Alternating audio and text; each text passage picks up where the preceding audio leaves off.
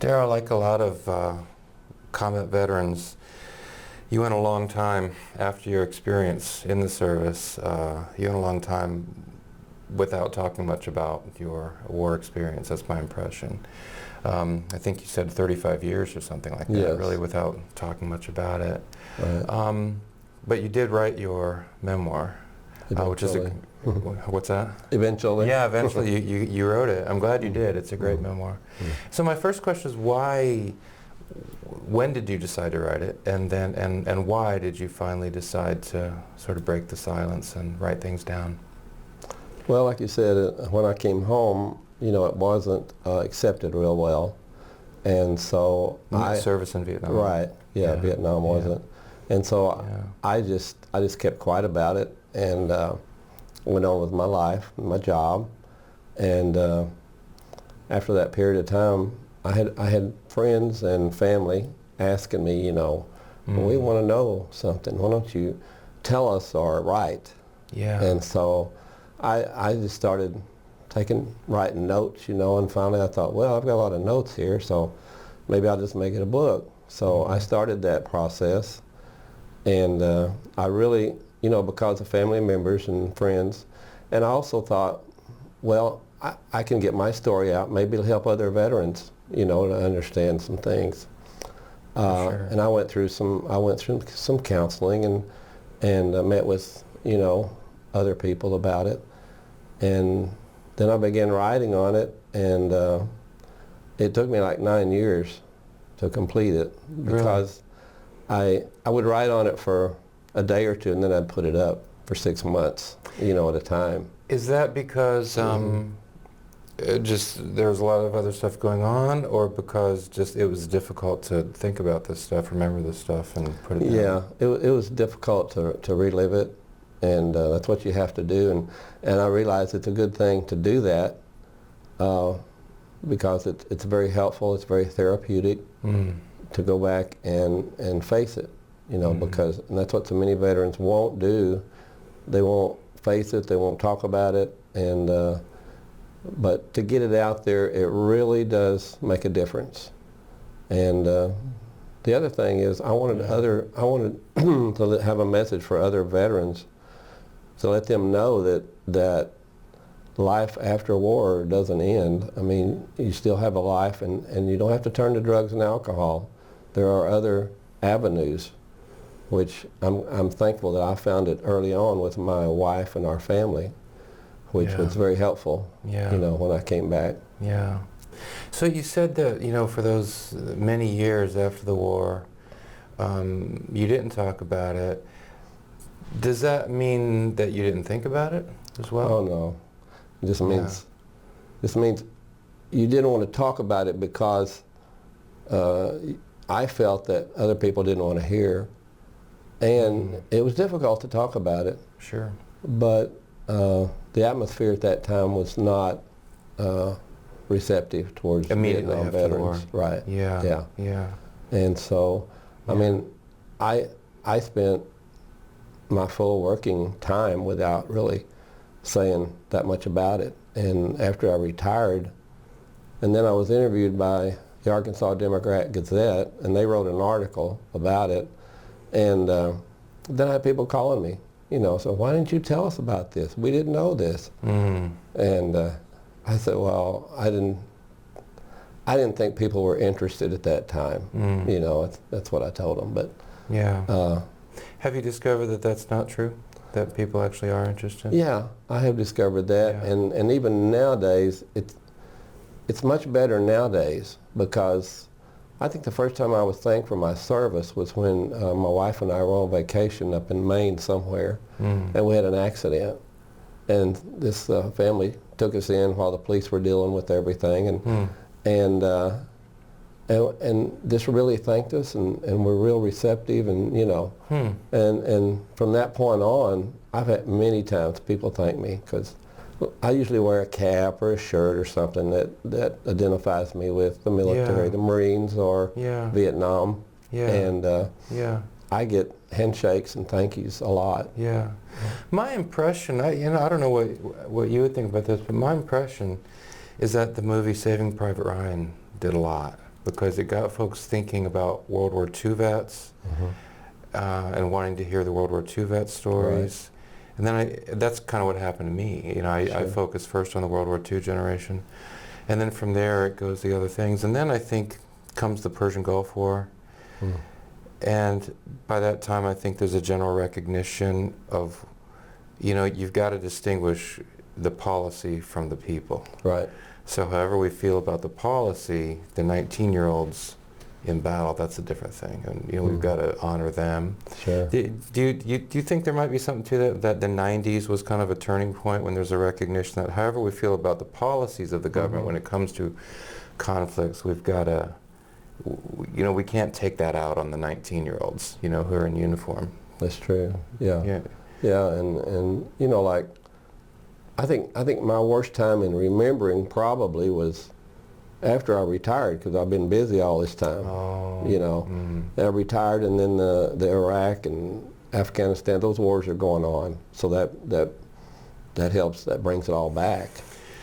Because as different as those wars are, there are similarities, right? Yeah, right. We don't know who the enemy is. Now, you're dealing mostly, where you are, you're dealing mostly with NVA, who are in uniform. Right, yes. But generally, I mean, you know, in Iraq and Afghanistan, often we don't know who the enemy is, and True. the insurgent warfare and all that stuff. So it seems that this process, the writing of the book, which leads to talking about the book, you've done many events. I know you've been, among other places, you've been highlighted on C-SPAN. I know that you've done many other events. Is it right to say that that's been, I don't know if healing is the right word, but I mean, presumably it's been a beneficial thing. It has, yeah. It helps with the healing. And it helps me to see that people are actually interested. You know, all that time I didn't think they were interested. But like when I talk to schools, like high schools and others, and I'm really surprised that the kids are so attentive to what I'm saying.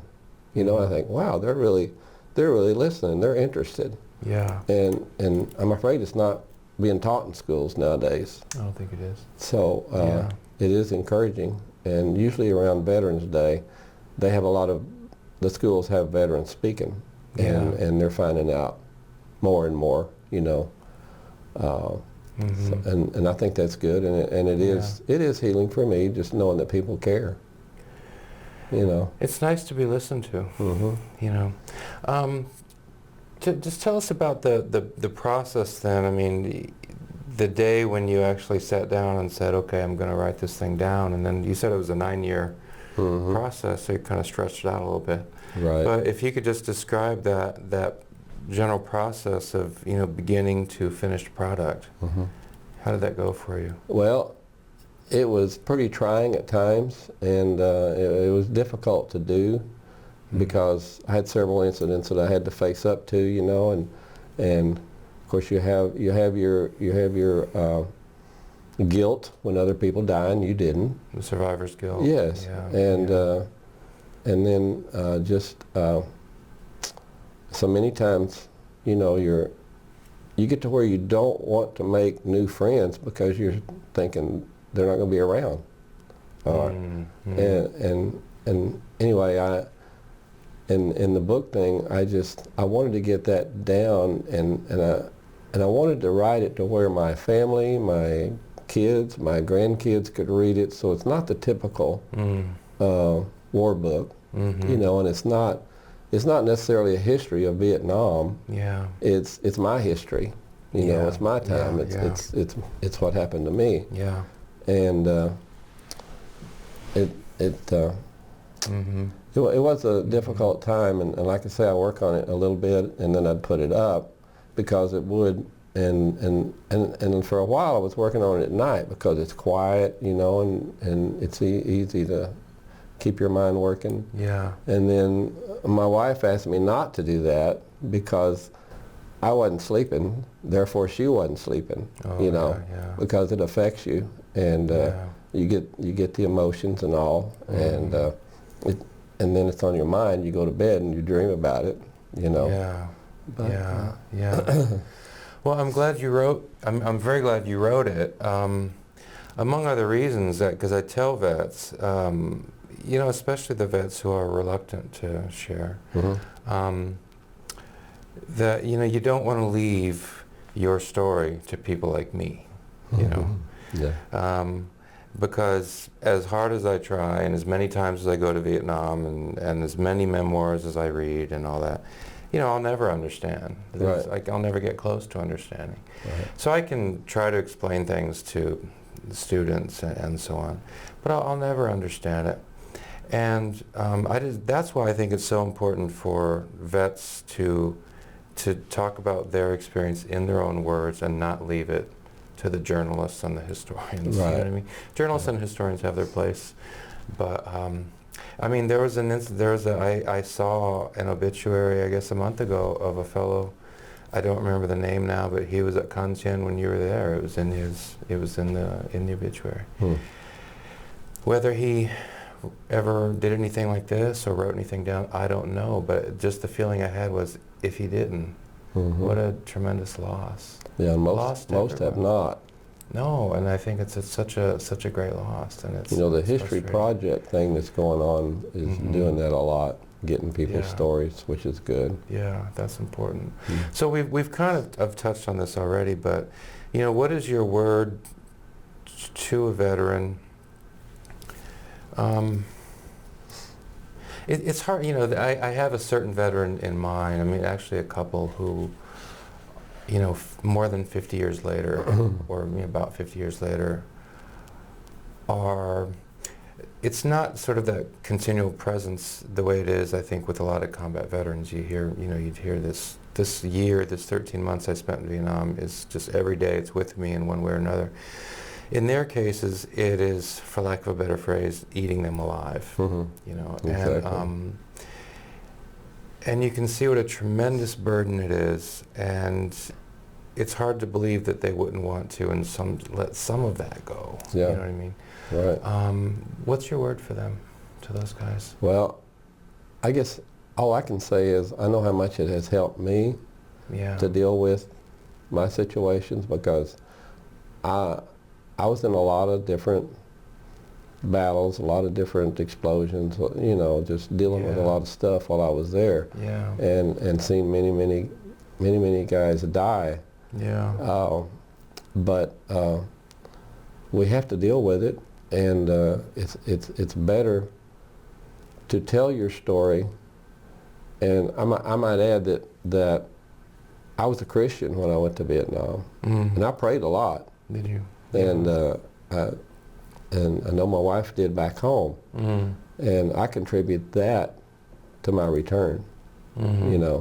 But I know other guys did the same thing and didn't make it back. So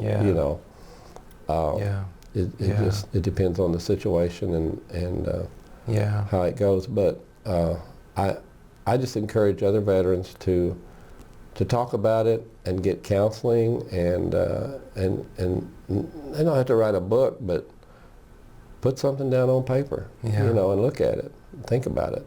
Yeah. And it really is therapeutic, and I can't explain how much it really helped me. Well, and I think in the process, it helps others. I mean, if nothing else, it's at the very general level, it encourages folks to learn something about this war. Yeah. Believe it or not, I have students now who don't remember 9/11. They were toddlers. That's hard to believe, isn't it? Because it was like last week. It seems like it was so recent. So from their perspective, Vietnam is like the Crusades or something. Right. It's way back there. Way back there. Yeah. And so if nothing else, it just reminds them of this this big conflict, and maybe it'll pique their interest. But also, I think something I've been thinking about is just an awareness that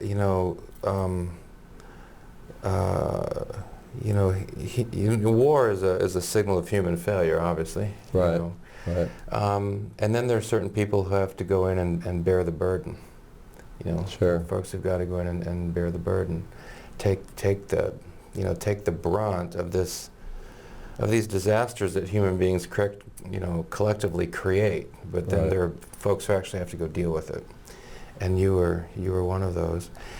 And And you don't really think about the outcome, how it's going to affect you as you go in. Oh, right, yeah. But it is something to deal with. You mean because now in your case, you were a little bit older, Right. right? Then how old were you when you I got was there? 23. Yeah. So, like, did they call you Pops or Yeah. something? Some did, yeah, it's incredible. I mean, still, if you look at a 23-year-old today, say, really, I was that young? Yeah. But incredibly, I mean, a lot of them were 19, 20. Most right? were, yeah. So they're not thinking, what I'm experiencing now is still going to be with me, 50 years from now. Right. Yeah, that's not what they're thinking. Yeah, you're just more or less thinking about accomplishing your mission, getting your job done, Yeah. and staying alive. Yeah, and we'll talk about some of your experiences there up on the DMZ. But just to finish up discussing just the book project, just the project of getting this memoir out. So you finish it and you get it published, and what sort of things has the memoir led to? What sort of doors has the memoir opened for you? Well, it's really gotten me out of my comfort zone. I never was one to speak out, and I'd been asked before the book, to speak at places, come and speak to our class. I can't do that. Oh. But after the book and everything, and it was kind of getting out there, schools and churches and Marine Corps balls and just different places, and I've been interviewed by newspapers and it just it's really been quite a journey, because I never thought I would do that kind of thing. But more and more they're drawing me out, because of this book. Yeah. Well, that's what got us connected. I was at an event, and you introduced yourself and gave me the book, and I forget exactly how it went, but one thing led to another, and here we are. And Right. we've done other That's things, right. Yeah. other things together. Well, let's talk a little bit about your actual experience there, and what I have in front of us. And what we'll do is that when we look at certain quotes, I'll put these quotes up on the screen so folks will see the quotes that we're looking at. I'm just interested in hearing your reactions to these. This is written by a journalist, Don North, and he published this in the New York Times in 2017. He was at Thien. I'm just interested in hearing your reactions to these. So one of the quotes from the article, he writes, "The Marines at Thien were the human equivalent of a tripwire, there to block the North Vietnamese ground incursions. In reality, the men became a sitting target for scores of North Vietnamese artillery pieces, which rained down shells on their positions 24 hours a day." Does that make sense? That sounds like my time at Thien, because we're on this outpost, and the mortars and rockets are just coming in pretty much constantly. Yeah. And they're trying to overrun our position, because it's a pretty critical area for the DMZ. And they would bombard us. We would try to figure out where they were. We would bombard them with mortars and rockets. It was just back and forth. And those areas, and like I said, at Thien, I was there 3 times. Yeah. And each time it was just, like it says there, a little piece of hell. Yeah. And so the image I have in my mind is you can see documentary footage of these guys are just they've got their face in the dirt and stuff is exploding around them. That's right. Yeah. So I know even before I answer the question, before I ask the question, there isn't really any way to answer that would make sense to somebody who hasn't experienced it. But I mean, I don't know. I don't even know how to what is it like? What do you do? I mean, what words would you use to try to explain that to somebody who has no living experience of it. Just because it's just sort of the shell hits there, the shell hits there, and you just wait for it to end. I mean, it would just. Yeah. I know it's unanswerable, but what's your what? Well, it's just like everyday life, Whatever comes your way, you just have to deal with it, and that's the way we were over there. Yeah. We really didn't have no choice other than to deal with the situation. The mortars and rockets coming in, and we're trying to figure out where they come from, and then we do the same with them, and then when things would settle a little bit, then we'd take a section or a platoon out and try to figure out more the locations and such. And then call in airstrikes and things like that. Yeah. At some point, sometimes vets say that at some point you almost become kind of fatalistic, and it isn't that you really lose the fear, but that the fear doesn't have the intense grip on you that it had maybe 2 or 3 months before. Was that your experience? Well, I feel that I was a little different from most because I had a family to hopefully get back to, and so I was pretty cautious. Not to say that I didn't do whatever I had to do. Yeah. But so many of the guys, they reached a point to where I think they just really didn't care. And some expected to die, and I never really experienced that. I just I wanted to survive. Yeah. And I wanted to do my job, and it's just like I say, you just do what you have to do, and you have your job, and especially as an enlisted person, you're following orders. Go do this, go do that, take care of that, take care of this. And it's just like your job here. You do whatever you have to do to make things work. Yeah. How long were you in country? There's actually the passage here I'm going to look up related to the, let me see, where's the, well, I thought I marked the passage. You talk about the incoming mortars in this. Oh yeah, there it is there. The constant mortar and rocket pounding at Thien created unbelievable stress. We were all about to go nuts, and some of the men did experience nervous breakdowns. Did you see that? You saw guys kind of. Yes. What did that look like? They just reach a point where they really can't handle it, and some get past it, and some don't. I mean, was it a situation where some guy just walks off? Yeah. Just say I'm done, and he's out and about and doesn't return. Wow. Maybe he's put in the rear. And others deal with it in different ways, where they just kind of go bananas and can't handle it, and they, like you say, they end up moving them somewhere else. Yeah. How long were you in country before you you're going into a war zone? You know that. Oh yeah. But before you experience it, it's kind of an abstraction. How long were you in country before you realized, okay, this is for real? Well, I was there probably a day before I was attached to my company. Yeah. And we went out on a mission right away. And my first day out, we were mortared. We were going across this field, and we were mortared.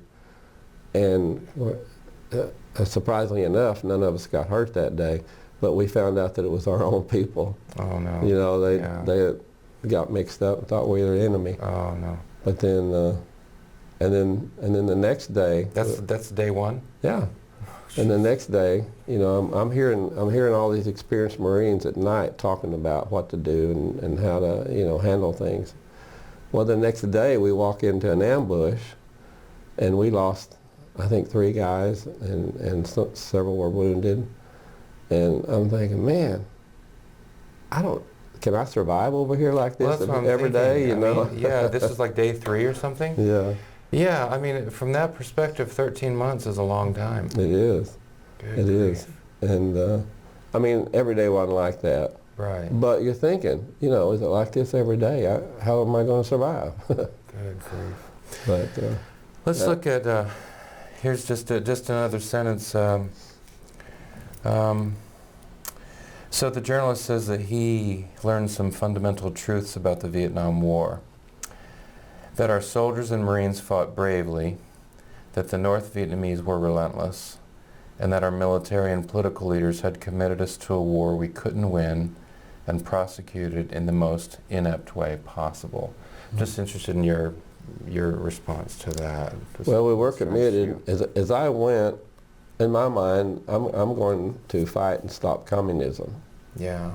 And I don't know if they had in mind that we couldn't win the war, because I feel we could. And I still feel we could have. Mm-hmm. And actually we did, in a sense, because we didn't lose too many battles. Right. Individual battles. But we were stopped. And I read somewhere that even Ho Chi Minh said, "Why did y'all stop? You had us beat." Mm-hmm. But we just stopped and stopped. By stopped, are you referring to the rules of engagement or to the Vietnamization process of turning the war over to the South Vietnamese, or what do you have in mind? Yeah. Just whenever we started bringing our troops home and turning it over to the South. Yeah. It seems like Tet was a turning point, which comes right at the end of your the end of your tour. Yes.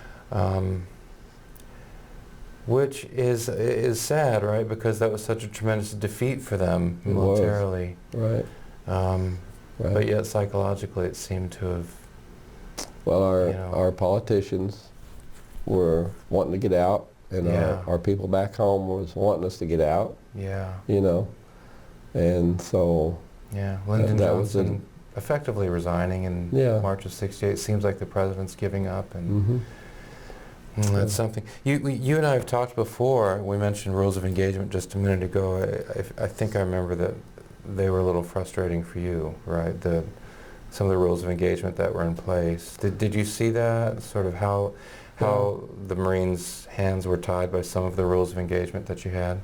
Sure, we had occasions to where we would be taking fire from an area. We knew where it was. We knew we could do something about it. Yeah. But it was a no fire zone, and we couldn't do anything without getting permission. Which by the time we got permission, they were gone.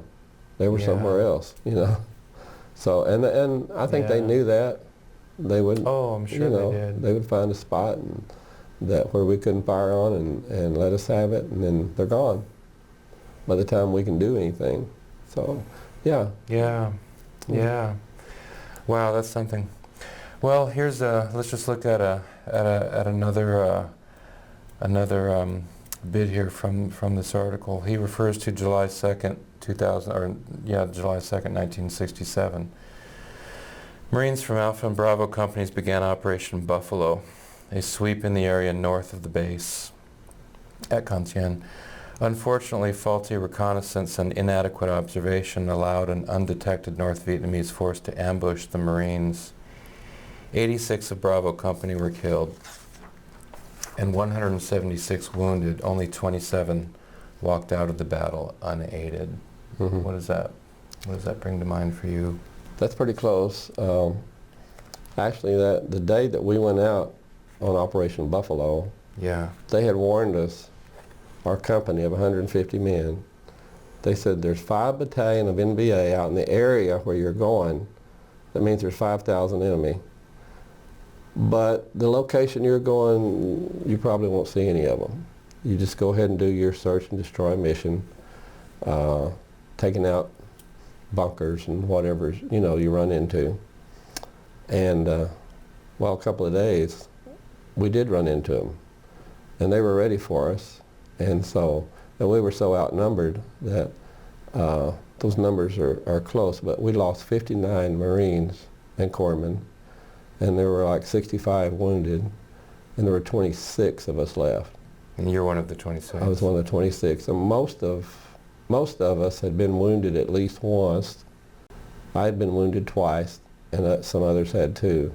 But we were not seriously, so we were still capable. In the fight. Yeah. But that was a horrific day because, I mean, just instantly, almost the first platoon that went first was annihilated, and the second was pretty much, and there were just a few of us, and we were just surrounded. You know, I mean, it was unbelievable, and there just seemed to be no chance to get out of that.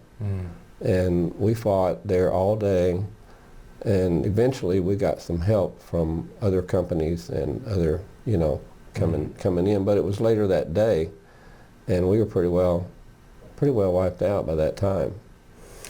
Was there I mean, to the extent that you're thinking at all, were you thinking, this is it? I mean, there's no way out of this mess, or yeah, well, I mean, you stay in the fight though. Yeah, at one point we had gathered. There was about 8 of us that gotten back together, and we'd pretty much decided this might be our last stand, you know. Wow. But we're set and we're ready, and you know, incredibly enough, us that group, we're part of the ones that made it out. Wow. And of course, like I say, not without wounds, because we had mortars and rockets, and we had AK-47s, and you know, I'm still looking for a friend that saved my life. We had they had walked up on us. We were in a position, trying to be in a position for them, but there were so many. They had walked up on us, and at the time I was a gunner for the mortars, and so I was only carrying a .45 pistol. Yeah. And this guy walked up on me, and he had his AK-47, and as I shot him, I didn't kill him, I shot him, and my friend across the aisle, he hadn't seen him, and I yelled at him. He come bailing out in the trail there, just firing like a crazy Marine, you know. This is Ronnie. Yeah, Ronnie Fields. Yeah, and at the end of that experience there, of course, the NBA was dead. I was fine. Ronnie had been shot twice. But I noted that. I took note of that actually, and I won't read the whole thing. Let me see. I realized it would not be long before he, that is the NBA soldier you're describing, would see me. He was a huge man, not built like the smaller Vietnamese soldiers, but more like the Chinese regulars. Did you feel like you were fighting Chinese? Yes. Yes, yeah, for sure. You're certain of that? I mean, I can't be certain, but that's my thinking. Yeah, yes. As close as you hear it a lot. Yeah. Yeah. He was wearing a United States military utilities flak jacket and a helmet he had removed from a dead Marine. Does that, maybe this is a dumb question, but when you see the enemy dressed in, you know, wearing American stuff, does that make the confrontation even more intense? Oh yeah, because sometimes you're not sure. But he's carrying an AK-47. Yeah, yeah. But I mean, because he probably got those things from a Marine who was down. Yeah, because we had dead Marines and NBA laying everywhere. I mean, you know, it wouldn't have been hard to do. Yeah. All I had to defend myself with was my pistol, not an accurate weapon except in close range. I attempted to alert my buddies, but each one was looking in a different direction. This is the group you're talking about, the 8 guys. As the NBA guy moved or the Chinese guy moved closer, I knew I had to make the first move, but before I could, he saw me, pointed his rifle. I yelled for help from my friend Ronnie Fields, who was across the trail as I shot and wounded the approaching NBA.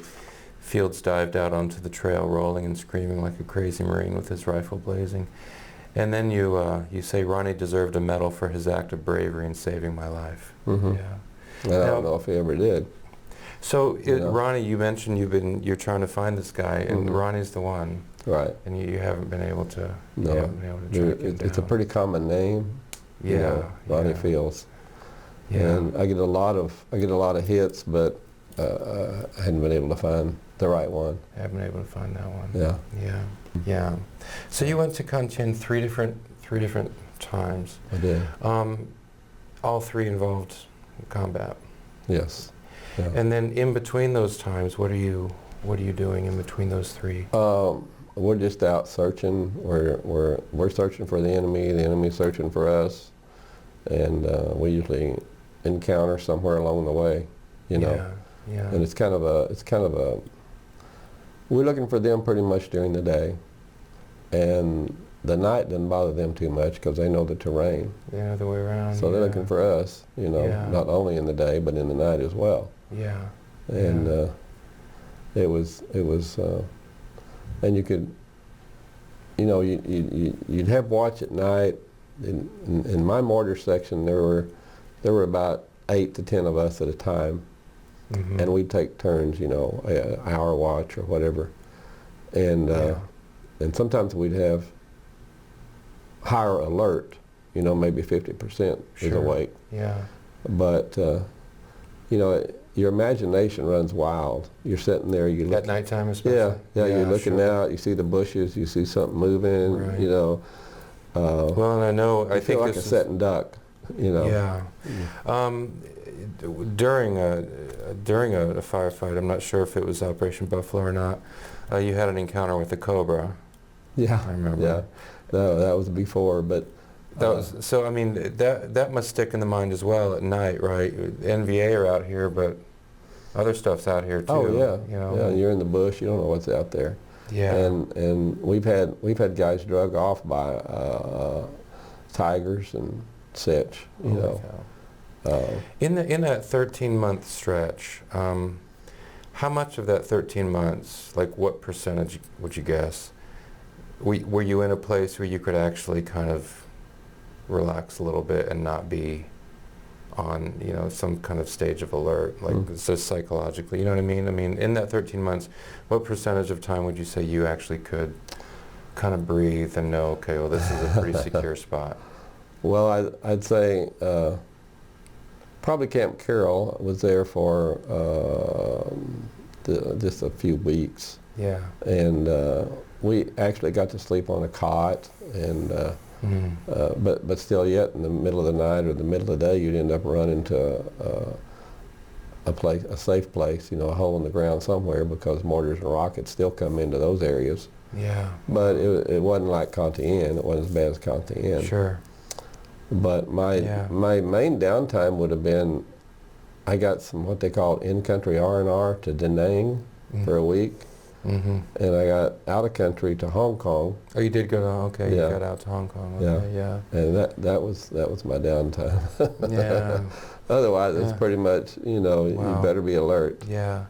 And even, if I remember correctly, even as your tour's over and you're flying out of Da Nang, I believe you've got, isn't that Tet? Don't you leave right around Tet, something like that? Yeah, during Tet. I was leaving because my time had run out in the Marine Corps. So your first day in Vietnam, you've got mortar rounds coming in from our side, unfortunately, but still mortar. Right. Your last day, you've got mortars coming into Da Nang. Is that right? Well, it wasn't Da Nang. It was like I flew out of Dong Ha. Oh, okay, yeah. And the plane, well, first the helicopter that we got on couldn't fly because it's too full of, the pilot told us it's too full of bullet holes. Yeah. And we'd gone up and we pretty much crashed back down. And so then when we finally got a C-130 out by helping the wounded get on it, as we left the ground, a rocket hit and hit the rudder in the back. And we're thinking, you know, but we got in the air. Oh, you know. That's your last day in Vietnam. Yeah. Well, it's not. It's almost my last. Then we go into Da Nang.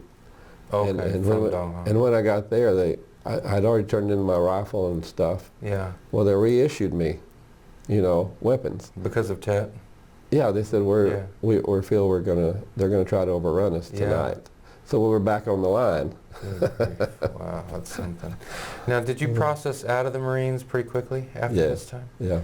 How long was it before you were a civilian? Let's see.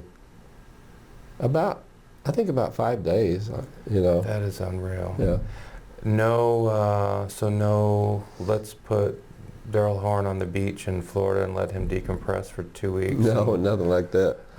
Matter of fact, you know, I was carrying a rifle one day, and less than a week later, I'm home carrying a baby. You know. Well, we'll talk about the twins, but I mean, that's mind-boggling. That really is. Yeah. That's mind-boggling. You know, that it didn't occur to somebody that, you know, maybe there needs to be some sort of interim thing, you know, because you're at Thien and dealing with all this, or whatever you're dealing with, wherever you are in South Vietnam, and then a week later, you're supposed to be Joe Blow civilian again. Right. It's hard to believe that someone didn't say, maybe that's not a good idea. You know, maybe there should be some interim. It would have been great. And I think they have some nowadays. They do, yeah. But at that time, it was just, the war's over, you're going home and be a civilian. How long, you know, I want to ask you about the twins, but the answer to this from some vets is, you know, that they never have wound down. But I'll pitch the question to you. I mean, how long did it take you after coming home before you felt like you had wound down some? Yeah, I think it took a few weeks. Yeah. Yeah, it's still heavy on your mind. You're still looking out for, Right. I mean, you're walking through the neighborhood and looking for ambushes and Oh yeah. doing Yeah, that you still catch yourself even today looking in the tree lines, you know, to see what you can see. You still? Yeah, you still do. I was talking to a vet, he was a Marine helicopter pilot. He said when he's driving down the highway, in his mind, he's in this helo, you know, and all these years later. Yeah. When you got news, I think you're in Thien when you got news that you had twins, right? I was on a hill called the Rock Crusher. Okay. It was Okay. outside of Thien, So close to Phu Bai. Okay, Yeah. so still way up in northern yeah. I-Corps there. Right. How did that change things for you? Because you know that your wife is, you know, you've got a wife back home, and you know that she's pregnant, right? And now you know you've got twins. Did that kind of change your mental set at all? I think it did. Of course, I was expecting to hear from home every day at that point. You know, I thought, I knew my wife was going to deliver any day. Yeah. And I knew the day that it was scheduled, and I kept writing home, you know, when's that kid getting here? When's it getting here? Yeah. And of course, the letters, you know, you had to wait like 3 weeks to get a letter. Yeah. And so you were always unsure. Yeah. And when they finally, my wife's dad got a hold of the Red Cross and said told him he wanted me to know that day, you know, and which they did. They found me. It was hard because we'd moved around from, you know, place to place. Yeah. And I got this call over the radio, and I was up on the hill, and they had contacted me and told me to come down because I had a call. Well, it took me probably 30 minutes to get down, and when I finally got down, the guy told me, he said, asked me if, you know, if that's who I was, and I said, yeah, I'm Corporal Horn, and he said, well, your wife and daughters are fine. I thought, what? I'm hearing this plural, you know, daughters, and oh yeah, you had twin daughters, you know. Wow. Yeah. And they're fine. Yeah. So, and that, well, of course, that made me want to get home even worse, you know. And how far along into your 13 months was that? I was close. That was in November. Okay, so Last you're November. Yeah. So you're pretty close then. Yeah. And Yeah. so. Yeah. See, I got home in February on Valentine's Day. Yeah. But and then we put in our time there, and then we were at another location, and they brought helicopters in, bringing in the civilians, and putting us on the helicopter to go back to Way, and expecting to run into fire there. And that was only like, I think I had 17 or 18 days left before I was supposed to get out of the Corps. So none of this stuff for you. You hear other guys where, like, when they have a month to go, they go get some nice job in the rear. Yeah. But not for you. Yeah, it didn't work out for you. Wow, that's something. Yeah. Well, I'm really glad you did write your memoir, and I hope as you encourage other vets to do that. Not necessarily to write a book, although Right. the more the better, Sure. but to do something, to not leave their stories to people like me to piece together. Right. But maybe just as a last thing, if you could, just talk to the vets out there, just say something to the vets out there who are still kind of in that isolated world, thinking, no one wants to listen, but even if they are interested, there's no way they'll understand, so what's the point, that Right. kind of thing. Yeah. What's your word to those vets? Well, so many, nowadays we're having so many commit suicide. Yeah. I think the count's like 22 a day. Yeah. But I something think, like but I think it's more. Mm. But I would like to say to them that, things are going to get better. And if they'll just face up to the issues and talk to, get counseling, and there's 800 numbers, there's places at the VA, there's, people that, there's veteran centers, all kinds of places that are willing to help. But they've got to reach out. Yeah, yeah. And if they'll do that, their life will change. Sure. And of course the other thing is, Christ had a lot to do with my changing. And it's this really, I don't know, I would just, I want them to realize that life can be better. It's not, it doesn't have to be the end.